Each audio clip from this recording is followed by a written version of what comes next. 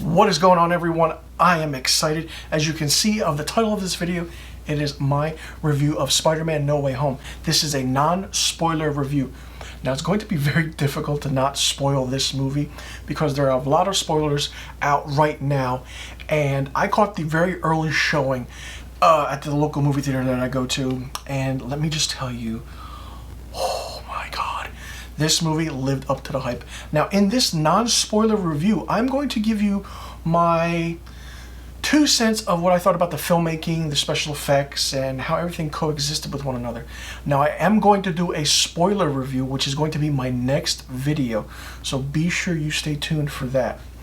So now, basically, we start off where the next frame after Far From Home is the beginning of this movie. You know Spider-Man is outed by Mysterio, and we know the whole concept of what happens. So from then on, as you know from the movie trailers, it goes into a say where Spider-Man goes to Doc Strange, and he basically says to him, I want everyone to forget I'm Spider-Man. So all of a sudden keeps talking and talking, and the spell, that all happens and everything, and all shit breaks loose. As you know, different villains from different universes come in, and it's just insane. The filmmaking aspect of this is really, really good.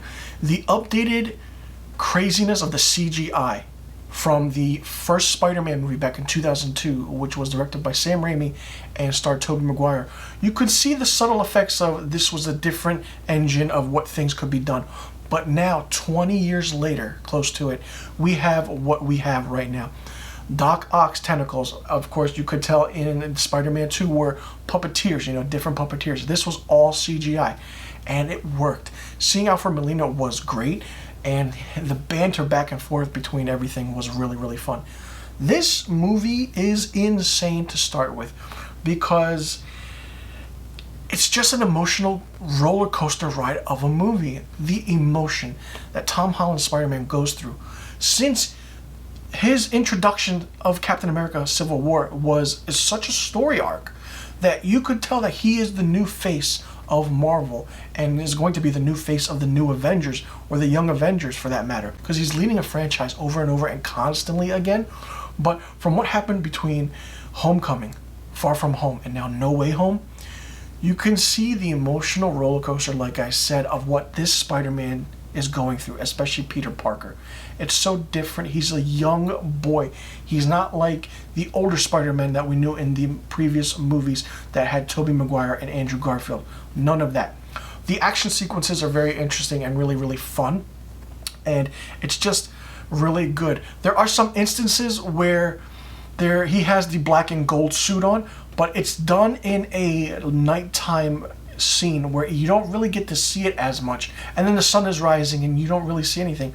The whole nanotech suit is there. The whole interesting aspect of the original suit that he wore in Homecoming and the other different variations that he wore in Far From Home are also in this movie. But the black and gold costume was good, but I wanted more of it. So, and I can't stress enough how amazing this movie is. And of course, you're probably wondering, if I'm doing a non-spoiler review right now, why would I be doing a spoiler review video again? Well, because I have a lot to talk about in my spoiler review. This review is just for the aspect of the filmmaking and the CGI and the story.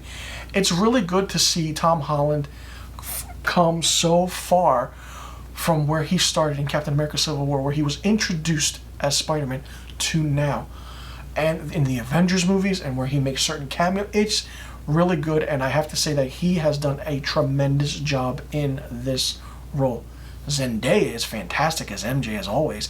She works well with Tom Holland, and it's great. And Ned is really, really funny and is that friend you always want. Now, Doctor Strange is very different. I feel like he's more so of a darker version of himself in this, where he wants to help Peter Parker so much because he's just a young kid.